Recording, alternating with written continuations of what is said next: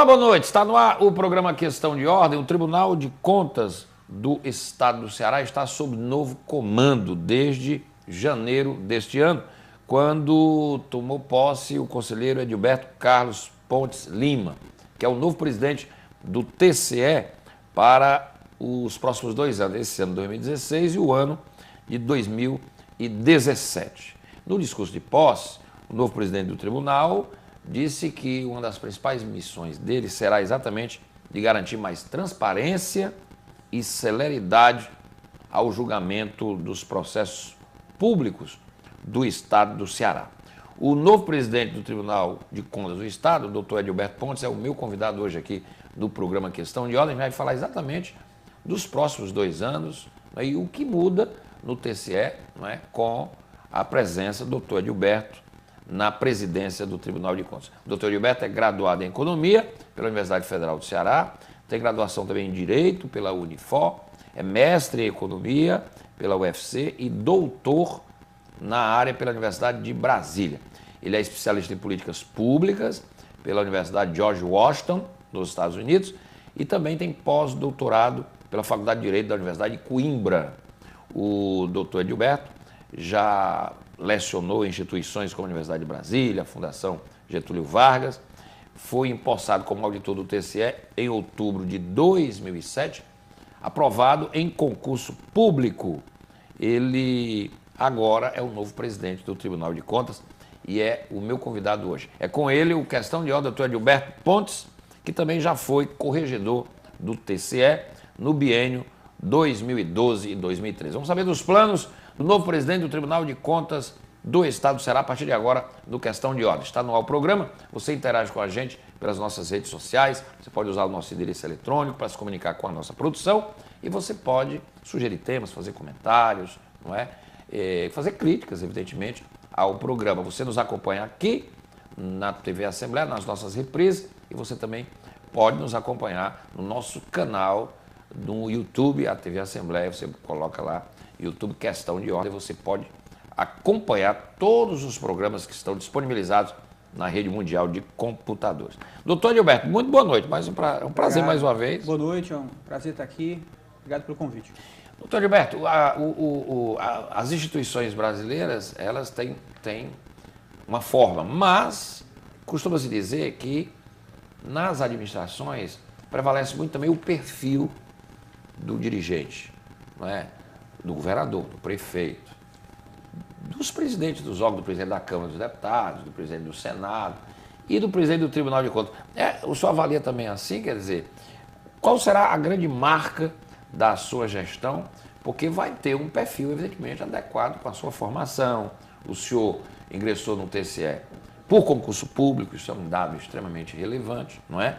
E nesses 2 anos o senhor vai comandar o TCE no momento em que o Brasil, não é, a sociedade brasileira está mais atenta, essa questão da transparência, essa questão do controle dos gastos, do cuidado, não é, com os recursos públicos, principalmente nessa quadra de tanta denúncia que a gente vive no país. É um prazer receber o doutor Edilberto, seja bem-vindo. Obrigado, boa noite. Pois é, eu acredito muito nas instituições. As instituições elas têm realmente que funcionar bem, independente de quem esteja à frente, quem esteja ocupando as posições principais. Então, porque a instituição é muito mais que um, né? A instituição é o conjunto dos seus técnicos, os procuradores, os conselheiros, esse conjunto é que forma a instituição. Agora, cada um coloca a sua energia, a sua experiência, a sua visão de mundo, não é? E de acordo com a posição que cada um ocupa, essa sendo uma posição mais elevada, é claro que é sua visão de mundo, ela acaba tendo uma força maior, um peso maior na instituição. Então, do meu ponto de vista... Não vai deixar de ter uma marca pessoal. Isso, exatamente. Né? Essa história de personalizar as instituições eu não acho bom. Mas é claro que cada um coloca a sua energia, e a energia de cada um, a forma de encarar, a visão de mundo de cada um é distinta. Isso é natural que seja assim. Do meu ponto de vista, os meus projetos principais, o que imagino para o tribunal, é um tribunal mais ágil do que ele é hoje, não é? Ele já melhorou muito, mas precisa ter mais agilidade, um tribunal mais célere e, ao mesmo tempo, um tribunal que consegue atuar concomitantemente. Porque qual é a grande ambição, Renato, do Tribunal de Contas? acho que das instituições de controle, das instituições de fiscalização de uma forma geral, é atuar antes que o mal ocorra, ou seja, antes que o leite derrame, é atuar preventivamente. Não é? Então, por exemplo, concretamente, está tendo um edital de licitação que está com uma série de problemas que vão restringir a competitividade, vai fazer com que o Estado compre com preço maior, com qualidade inferior, enfim, uma série de problemas. O tribunal atua antes, examina o edital de licitação, dizendo, olha, itens A, B, F e G estão com problemas, corrijam.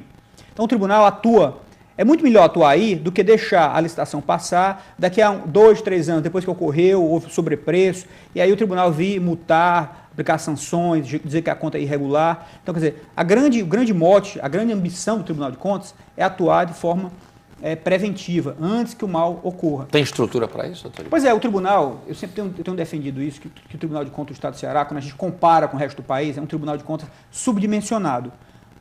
Porque o Estado do Ceará, se a gente pegar, por exemplo, o período 2007, 2012, foi o Estado da Federação, o quarto Estado da Federação que mais investiu em termos absolutos. Ele só perdeu para São Paulo. Em obras, né? Investimento de uma forma geral. De forma geral. Obras, inclusive. Perdeu para São Paulo, para o Rio de Janeiro e para Minas Gerais. Em termos absolutos, em termos relativos, foi o segundo. Só perdeu para Rondônia, que é um estado pequenininho. Enquanto isso, o Tribunal de Contas do Estado do Ceará é um tribunal pequeno, é um dos menores do país. Pouca gente sabe, por exemplo, enquanto que o Tribunal de Contas do Estado do Ceará tem um orçamento de 70 milhões por ano, o de Minas Gerais tem um orçamento de 700 milhões. Então, mas aqui tem 2 tribunais, alguém vai dizer, tem um TCM também. Tá bom, somando os dois, dá 120, 130 milhões por ano. Minas Gerais é 700 milhões. Então, quer dizer, é muito maior. Agora, isso não pode servir de desculpa para o Tribunal de Contas do Estado do Ceará não atuar bem. Dadas suas limitações, suas restrições que existem, que são efetivas, que são concretas, é mais uma razão para a gente atuar da forma mais eficiente possível. O Tribunal de Contas tem que evitar, de toda forma, qualquer forma de desperdício, qualquer tipo de desperdício. Ele tem que realmente agir da forma mais eficiente, procurando os métodos de trabalho, os processos de trabalho, os mais eficientes, os mais modernos, exatamente para superar essa dificuldade que ele tem e atuar bem. Doutor Adalberto, vamos aqui para que o nosso público possa compreender, já que o senhor falou aí na estrutura, etc. Bom, o comando do tribunal, o senhor presidente, né, nessa nova gestão, o vice-presidente é o conselheiro Holden Botelho de Queiroz, que assume junto com o senhor. O corregedor é o José Valdomiro Távora Júnior, não é? Que era o antigo presidente, não era? O conselheiro substituto Itaci Todeiro e ouvidor, ele é o ouvidor, e o procurador de contas Eduardo de Souza Lemos, que é o procurador-geral. Eu quero só explicasse aqui a sistemática de funcionamento. O que é o corregedor? O que faz o corregedor que integra a nova administração? Apesar do tribunal tem... O senhor presidente tem um corregedor. O que é que faz um corregedor? O corregedor, ele faz as correições, né? Por exemplo, há uma denúncia, além de faz as correições ordinárias, chega nas inspetorias, nos órgãos, os diversos órgãos do tribunal, e vai observar se as normas em cada lugar daqueles estão sendo observadas, se os processos estão dentro dos prazos, os prazos que estão estabelecidos, se há alguma irregularidade, se os documentos estão bem armazenados, faz as correições ordinárias. Além disso, ele apura denúncias. Havendo alguma denúncia, olha, determinado servidor do Tribunal de Contas está agindo de forma irregular. É uma praxe no tribunal o ex-presidente ser o corregedor, não? Em muitos tribunais acontece isso. Ele acumulou muita experiência, né? Sim. Então, aquela experiência dele vai exatamente servir para o tribunal nessa área, que é uma área estratégica, extremamente importante para o tribunal. Então, o ouvidor vai ser o conselheiro Itaci, é isso?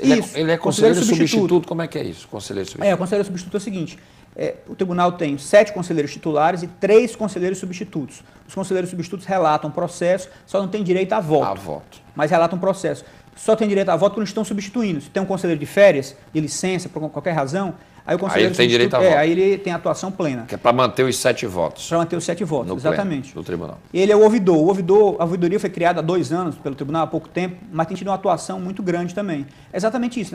O controle com o público. Isso. Nessa tentativa do tribunal de se aproximar mais da sociedade, a ouvidoria tem um papel chave, um papel muito relevante disso.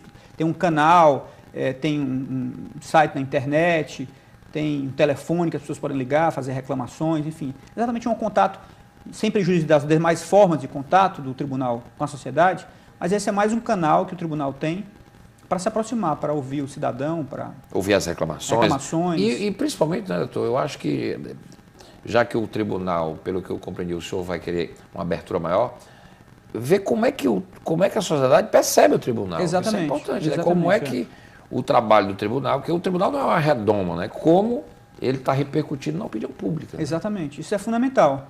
É fundamental. Acho que todas as instituições elas precisam se legitimar permanentemente. Exatamente. Quer dizer, o tribunal está na Constituição, está na Constituição Federal, estadual, nas leis, mas além disso tudo, quer dizer, a sociedade que mantém, o povo que banca o Tribunal de Contas, né? Ele que paga os salários, paga, enfim, toda aquela estrutura, o dinheiro dos impostos. Como é que a sociedade, como é que esse povo que banca aquele tribunal, como é que ele vê? Está atendendo satisfatoriamente?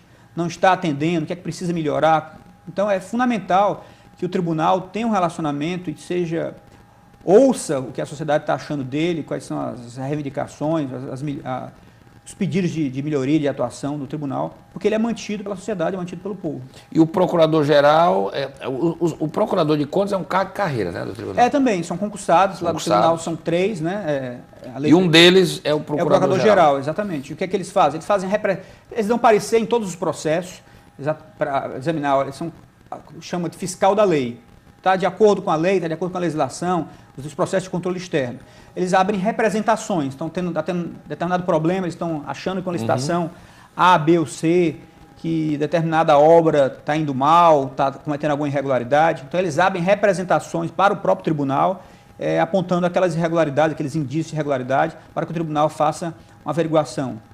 Então, a atuação delas o procurador vai ser o doutor Eduardo de Souza Lemos. Então, o doutor Eduardo de Souza Lemos, ele é que vai representar esse grupo de procuradores. Bom, essa diretoria aqui tomou posse agora em janeiro, foi eleita em novembro do ano passado, tomou posse agora em janeiro deste ano, para um mandato de 2 anos, 2016 e 2017, permitida uma recondução por igual período, não é isso? A eleição é dentro do tribunal mesmo. Votam os conselheiros. Os conselheiros membros do tribunal. Isso. Bom, o Tribunal de Contas do Estado, ele julga as contas do Estado, é assim? Né? Exatamente. Quer dizer, as contas do governo, porque o TCM dos municípios.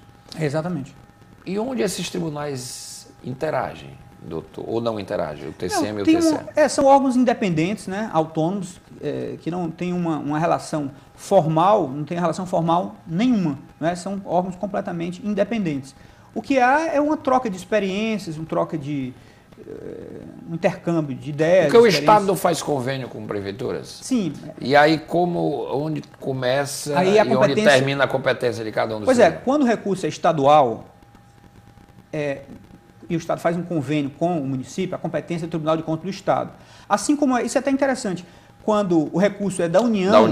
A competência é do Tribunal de Contas da União. Apesar de ser um município, interessante toda hora Que eu não sei como é que o Tribunal de Contas não dá conta disso, né? Porque o Brasil é imenso. Né? O Brasil é enorme, exatamente. Quase todos os municípios têm convênios com a União. Isso. Quando a gente observa aquela lista de contas irregulares que o TCU divulga, os tribunais de contas se divulgam periodicamente, na ocasião das eleições, né? No TCU, boa parte da lista ali é de gestores municipais, de prefeitos municipais, porque exatamente nesses convênios. E o Tribunal de Contas do Estado, a mesma coisa. Quando o recurso é estadual, há o convênio, quem julga essas contas é o Tribunal de Contas do Estado. O TCM atua nos recursos que são municipais, não é? Que é o imposto ou a transferência, aquelas transferências constitucionais, FPM, ou os impostos do município, o IPTU, o ISS. O TCE julga as contas do governador, as contas do governo, é isso? Isso, não, do governador não. Quem julga as contas do governador é a Assembleia. Legislativa. O Tribunal de Contas faz um parecer prévio.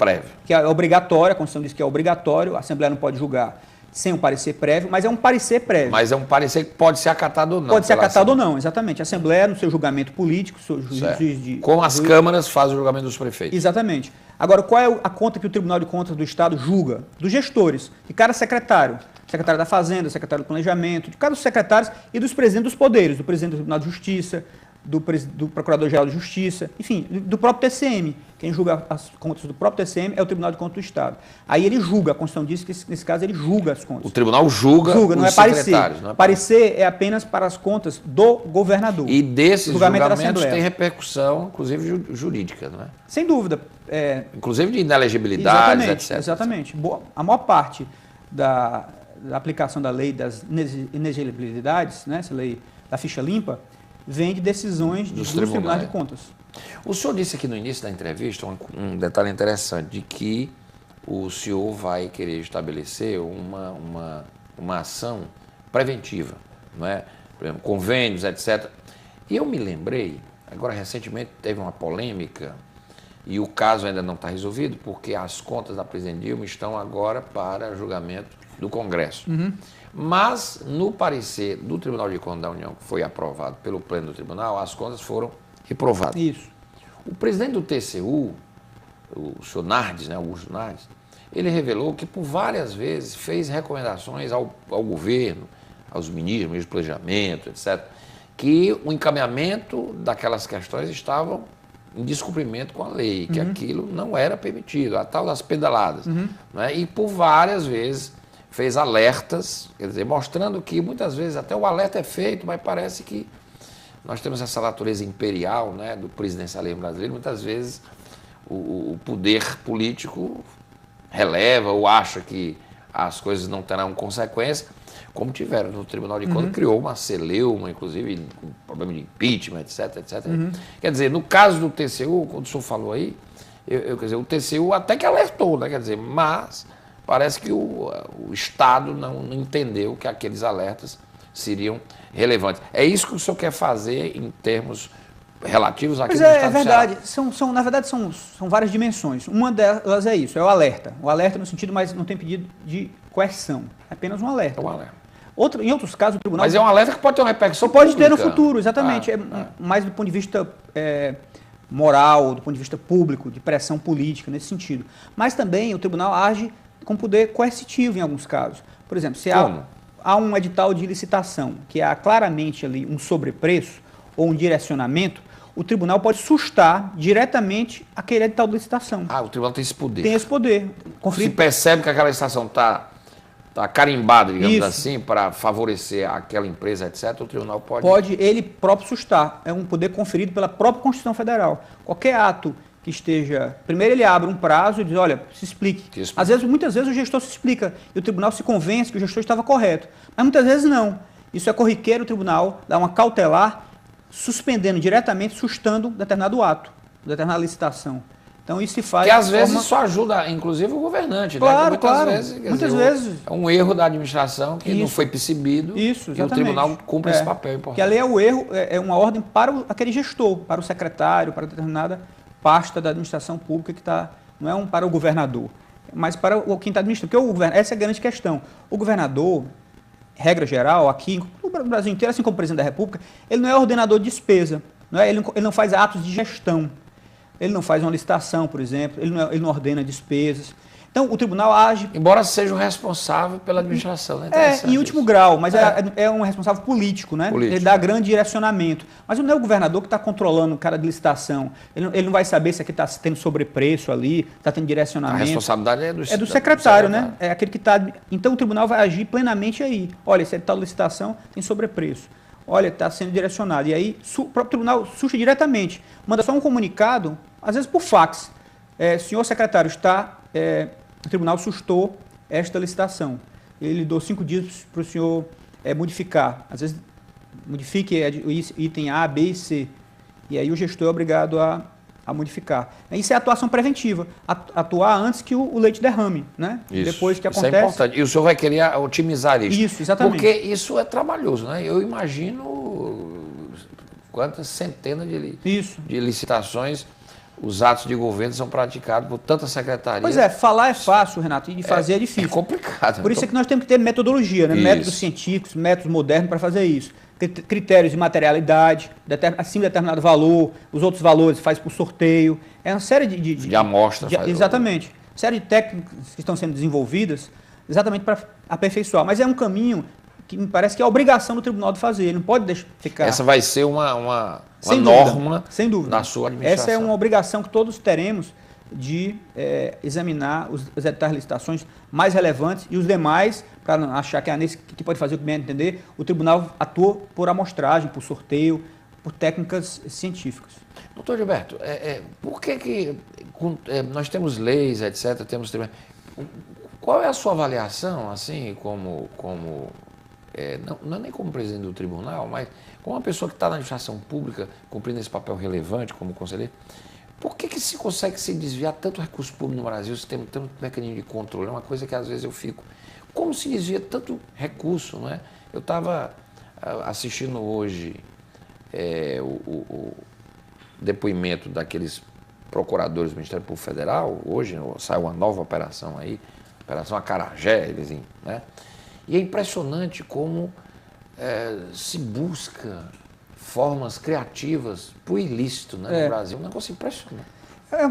Se cria um offshore, aí se cria uma conta secreta não sei aonde. É um negócio impressionante, sabe? Essa é uma questão extremamente interessante e recorrente no debate. Até na revista que eu estava lhe falando... Certo, vamos já falar dela. Eu fiz uma resenha aqui, Foi? Até eu sou autor dessa resenha, A Riqueza Escondida das Nações, que se fala sobre os paraísos fiscais. É um livro, foi feito por um sujeito chamado Gabriel Zucman, na London School. É uma tese de doutorado dele, e o prefácio é do Piketty, Thomas Piketty. Sim. Então ele mostra a atuação desses paraísos fiscais nesse livro. Um livro extremamente interessante. E o principal paraíso fiscal do mundo, até hoje, ainda é a Suíça. Ele mostra, são 7,6 trilhões de dólares em paraísos fiscais. Trilhões, não estou falando bilhões não. Trilhões de dólares em Mas que paraísos deixou de ser fiscais. aquela caixa preta, né? Porque a Suíça hoje, como ela é signatária de tratados de combate à corrupção... Pois é, mas esse é o ponto dele, que apesar disso tudo, eles ainda conseguem, apesar desses tratados, apesar de todo esse avanço, ainda tem muito dinheiro ilícito, inclusive. A frase aqui é forte, né? Os paraísos fiscais são essenciais para viabilizar a corrupção. Porque a corrupção é o mal do mundo, né? Exatamente. Então, quer dizer, esse é o ponto. Quer dizer, a corrupção, ela não é do Brasil exclusivamente e ela não é... Embora tenha problemas seríssimos, gravíssimos. E não é deste tempo, né? Ela, sei lá, em Cícero, você vê lá no Império Romano, tem vários episódios de corrupção, são relatados. Na própria Bíblia você vê vários episódios de corrupção. E é interessante isso, porque o Brasil construiu uma estrutura de combate à corrupção muito grande, você vê, muito cara, né? Quanto custa o Ministério Público Federal? Quanto custa os tribunais de contas no país? Quanto custa o Poder Judiciário? Então, os órgãos de controle no Brasil são grandes, têm estruturas enormes, a CGU, enfim, vários órgãos para combater a corrupção. E, mesmo assim, a gente tem sempre aquela sensação, puxa, parece que estamos nadando, morrendo no seco. Cada dia uma notícia nova. A Lava Jato é uma espécie de uma quebra de paradigma, né? Porque ela está conseguindo, inclusive, repatriar dinheiro, né? Devolver dinheiro, como nunca se conseguiu, né? Pois é, mas ao mesmo tempo fica com essa sensação, parece que o leite derramou, não é? O leite derramou. Parece que não conseguiu atuar preventivamente. Cadê o Ministério Público que conseguiu atuar preventivamente? Os tribunais de contas conseguiram atuar preventivamente? Parece que não, tanto é que aconteceu tudo isso, né? Porque é uma coisa de governança política no Brasil, pois né? É uma coisa que tem que ser repensada. Está se atuando a posteriori, que é muito bom que aconteça, que sirva de exemplo, que sirva de lição para os governantes do atuais e futuro. Mas a melhor atuação não é essa. A melhor atuação é aquela que consegue coibir na origem, que consegue evitar que aquela licitação que ia ser fraudada não ocorra daquela forma, né? A melhor atuação é essa, que consiga atuar preventivamente. Então, os órgãos de fiscalização, como o Tribunal de Contas, por isso tem que se modernizar, por isso é que eles não podem usar aquelas técnicas dos anos 90, burocracia, papel, tem que ser muito mais ágil, tem que usar modernas técnicas de informática, de cruzamento de dados, de bancos de dados. É isso que eu tenho insistido muito, exatamente para evitar que a corrupção se atue só depois que o leite for derramado. E o dinheiro... E para recuperar, a recuperação é baixíssima. Apesar desses números terem sido divulgados, mas o fato é que as estatísticas mostram que a recuperação não chega nem a 10%. Regra geral, não chega nem a 10%. Porque depois o sujeito... E o estrago a gente vê no Brasil, né? O estrago na saúde, na educação. Isso. Quem cometeu esses atos de corrupção pode até conseguir uma parte. Mas o fato é que essas pessoas gastaram muito dinheiro, né? Gastaram muito dinheiro em viagens nababescas, em carros, enfim, mil formas de consumir esse dinheiro que se esvaiu, né? Por diversos meios. Então, a coisa interessante dessa história da Lava Jato e com aquela decisão do Supremo Tribunal Federal da semana é que agora parece que as consequências, inclusive, de perda de liberdade estão mais palpáveis do que estavam antes, quando os recursos a perder de vista, né? Pois é, eu acho que punição é fundamental. É fundamental. Não tenho dúvida quanto a isso, e eu acho que isso é indiscutível. Mas o ponto é que a melhor atuação não é pela via da punição. A via da punição é o preventivo, exatamente. Bom, estou aqui com o essencial. doutor Edilberto Pontes, ele é o presidente do tribunal, o novo presidente do Tribunal de Contas do Estado. Vou fazer um intervalo rápido, o Questão de Ordem volta já.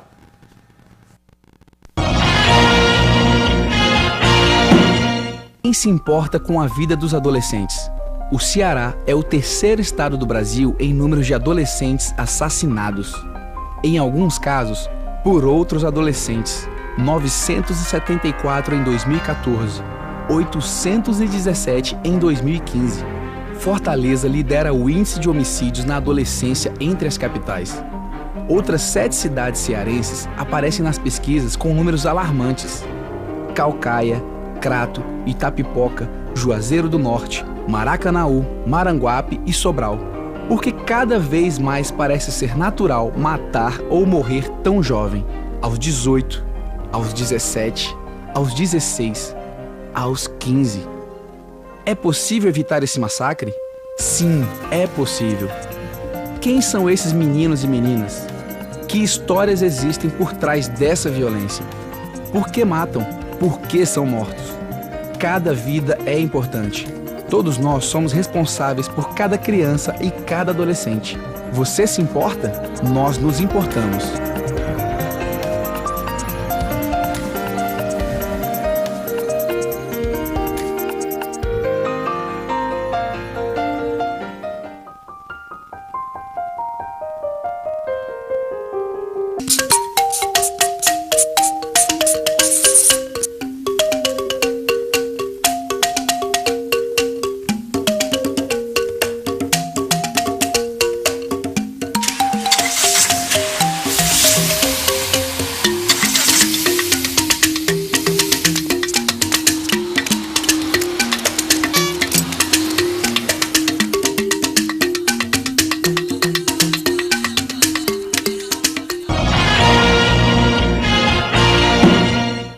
Voltamos com o programa Questão de Ordem. Estou recebendo hoje aqui o presidente do Tribunal de Contas do Estado do Ceará, o doutor Edilberto Pontes, novo presidente do TCE. Ele assumiu agora em janeiro, no dia 11 de janeiro deste ano, para ser mais preciso, e vai permanecer na presidência do TCE durante o próximo biênio, agora 2016 e 2017, lembrando que os estatutos, os regimentos do TCE permitem uma recondução para o presidente Edilberto, que está iniciando a sua gestão à frente do Tribunal de Contas do Estado. Doutor Edilberto, a gente estava falando aqui, e aí o senhor citou essa revista Controle, Doutrina e Artigos, exatamente numa resenha que o senhor destacou, do Gabriel Zucman, não é? Sobre essa história dos paraísos fiscais, a história que veio muito acalhado em cima do que a gente estava falando. Ela saiu agora, essa revista? Exatamente. Isso aqui é uma revista de aprofundamento, é isso? Exatamente, Essa revista são temas de interesse da administração pública, Sei. Principalmente do Tribunal de Contas. Deixa eu dar um close aqui na revista. Da administração pública de uma forma geral, e trata desses temas de... Ela é bimestral? Não, ela é semestral.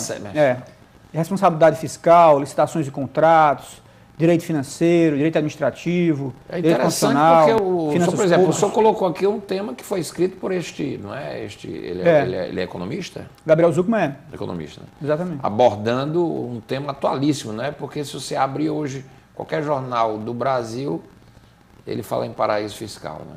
Offshore. Exatamente. O brasileiro está ficando bamba nisso. É offshore, paraíso fiscal, conta secreta. Exato, está na ordem do dia esse tema. Está na FIFA, está na CBF, está em todo canto. É um negócio impressionante. Né? E está na ordem do dia. Pronto, então essa revista saiu agora.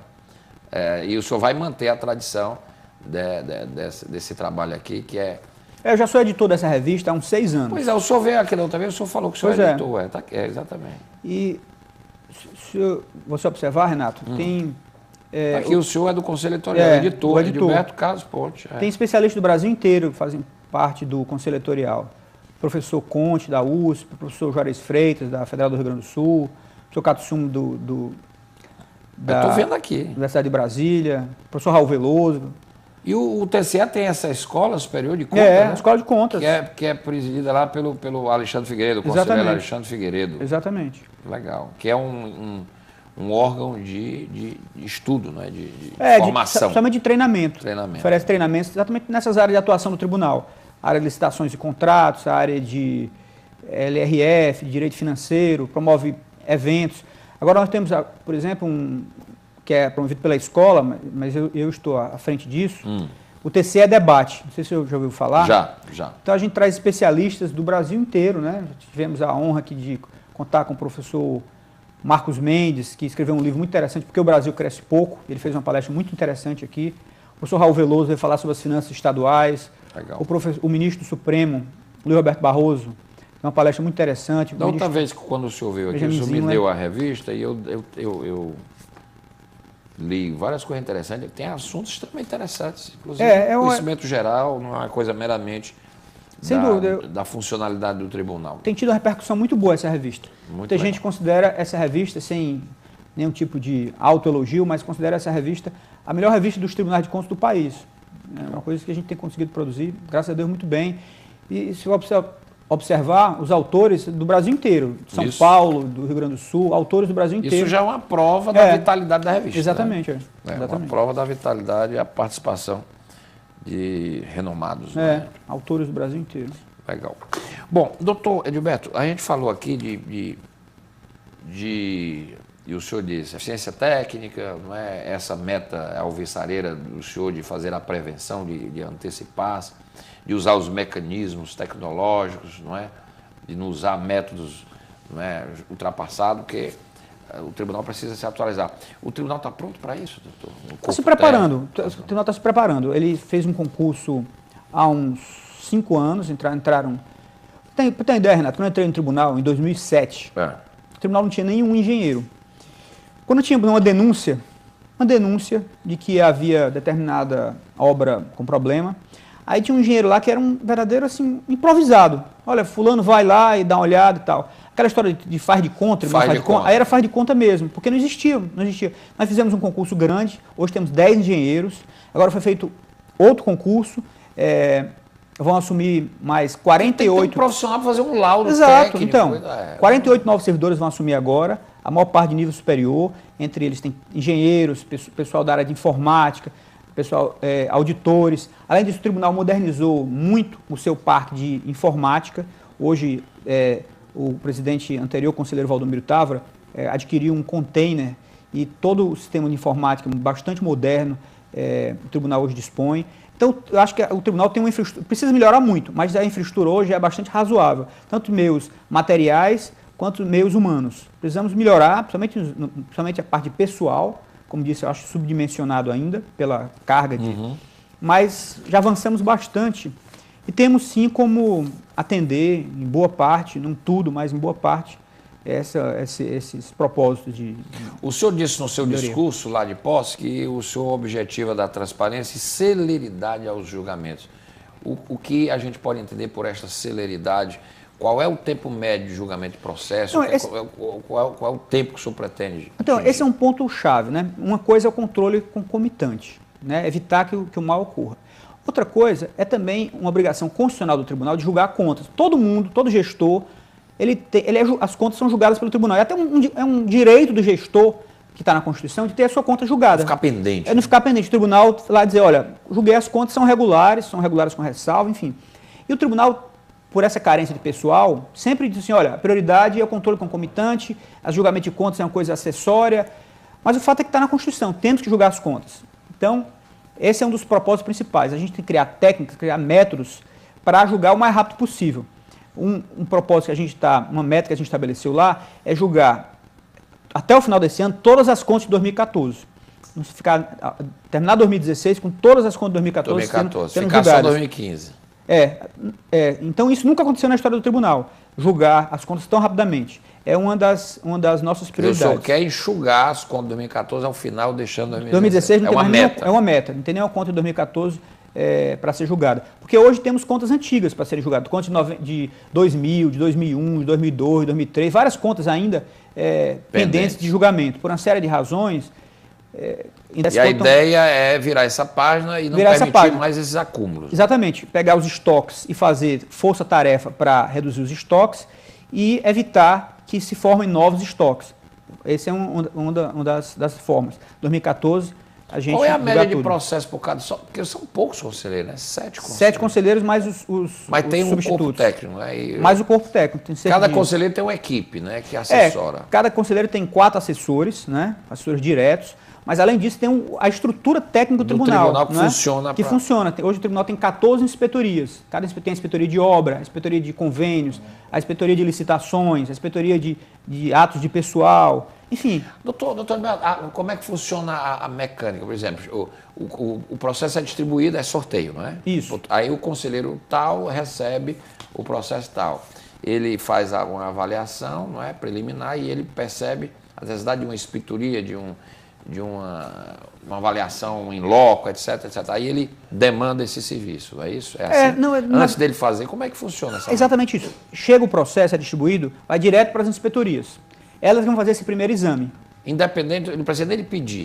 Exatamente. Ele faz um despacho singular. Um despacho, encaminha, todos fazem isso no próprio plenário, e as inspetorias vão examinar. O corpo técnico de servidores concursados do tribunal vai examinar se tem indícios, se, por exemplo, uma conta, ele vai fazer a primeira análise da conta, não é? Primeiro exame da conta. Se é uma denúncia, se é uma representação, tem algum indício, tem alguma irregularidade de fato, realmente, ou não, isso aqui é apenas um entendimento completamente errado do denunciante. Então, a inspetoria, o corpo técnico de servidores concursados, é que faz essa primeira análise e manda para o conselheiro, que vai decidir, olha, é o caso então de ouvir o gestor, para aprofundar isso aqui, parece que tem um indício de irregularidade, mas ele tem o direito de se defender, né? O direito de... E ele é ouvido em plenário ou pode ser ouvido... Não, é ouvido por papel, ele recebe um comunicado em casa, uma notificação. E ele expressa através de um documento. Isso, exatamente. É assim por que escrito funciona. e tal. Exatamente. E aí, quando o conselheiro está suficientemente esclarecido, ele emite um parecer e esse parecer... Isso. Aí vai para o Ministério Público, esse Ministério Público que atua junto ao tribunal, exatamente. Aí que também dá além do órgão técnico, deu a sua manifestação técnica, olha, eu acho que há irregularidade, por isso, aquilo outro, aponta lá. E sugere determinadas medidas. Vai para o Ministério Público, também, né, procuradores lá concursados, que dão o seu veredito. Eu acho que realmente essas irregularidades foram cometidas. Além disso, aponto outros problemas, aí vai para o conselheiro, que vai dar o seu voto. O voto é submetido ao plenário. E os outros conselheiros podem discordar, pedir vistas. Então, esse processo que se chama de judicialiforme, né? Tem que garantir o contraditório, a ampla defesa. As sessões são transmitidas? As sessões são todas públicas, mas elas não são transmitidas ainda não. Mas são públicas. São públicas. Qualquer pessoa pode chegar lá, não precisa nem dizer. É uma sessão por semana? São 3 sessões, tem 2 de câmaras, a primeira câmara às segundas-feiras, o pleno às terças e a segunda câmara às quartas-feiras. Então o pleno se reúne toda terça-feira? O pleno às terça-feira às 15 horas. O que é que o senhor chama aqui, que o senhor colocou aqui, criação de uma área de informações estratégicas, o que é essa área? Essa é uma área extremamente importante, exatamente porque nessa linha de entender que o tribunal tem que agir de forma inteligente, né, ver as diversas inter-relações entre os diversos bancos de dados, como é que muitas vezes um licitante atua aqui no Ceará, mas atua em vários outros estados, né? Então, essa rede de informações, esse núcleo de informações estratégicas vai ter essa função de inteligência, de cruzar banco de dados, de pegar informação de um banco de dados federal. Porque não tem indícios, né? Exatamente, Então ele vê, cartel, de cartel, ele está atuando aqui, mas está atuando em outro estado também, da forma que ele atuou lá. Então, outros tribunais fizeram isso com muito sucesso. Eu visitei a do Rio Grande do Sul e fiquei extremamente impressionado a quantidade de coisas que eles conseguem captar com esse núcleo de informações estratégicas. Do tipo, por exemplo, o TCU também tem uma coisa parecida com essa. O TCU fez uma investigação e descobriu, pelo cadastro do Renavan, que tinha muita gente que tinha carro zero e, ao mesmo tempo, era beneficiário do Bolsa Família.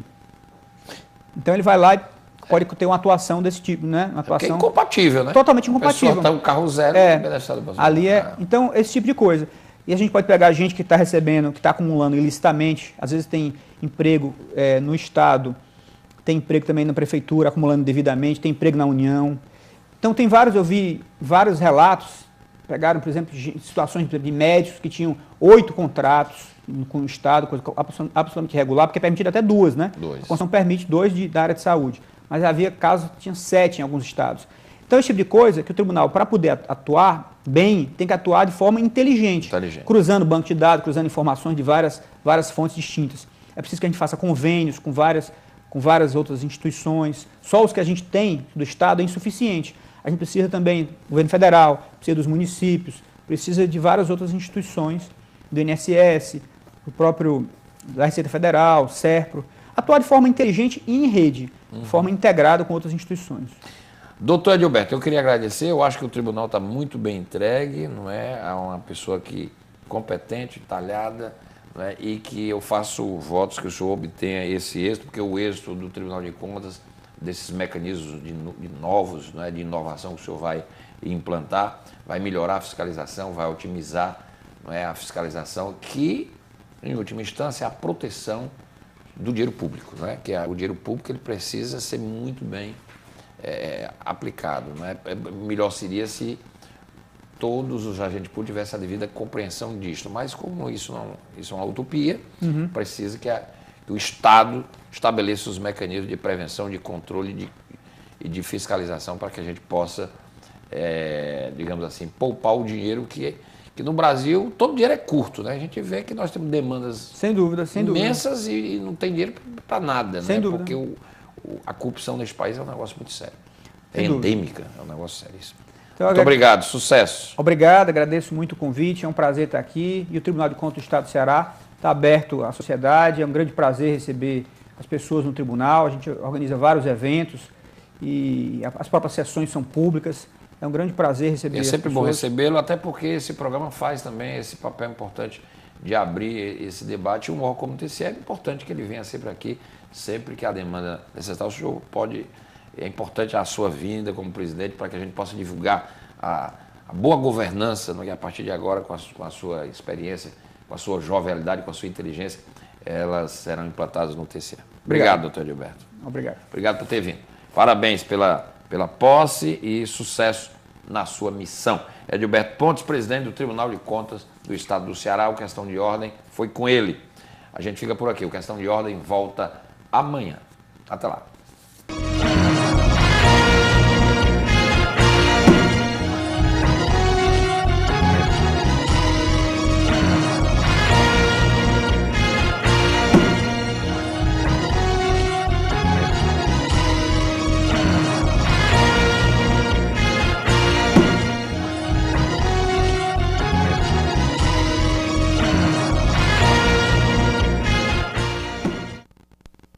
Direito da criança, direito do idoso, direito do consumidor, direito das vítimas de violência.